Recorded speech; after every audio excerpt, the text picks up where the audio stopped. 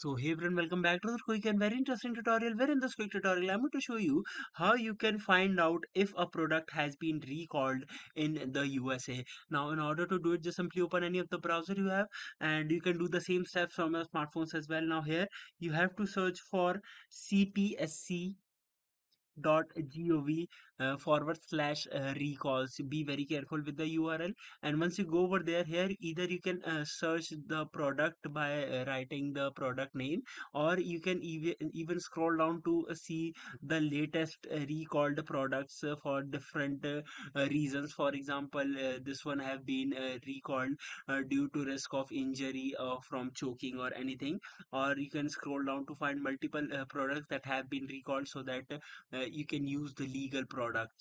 Alright, so that's it for this tutorial. I hope this video will be helpful for you. Make sure to hit the like button and subscribe button for more such helpful and interesting tutorials. See you in the next one. Take care.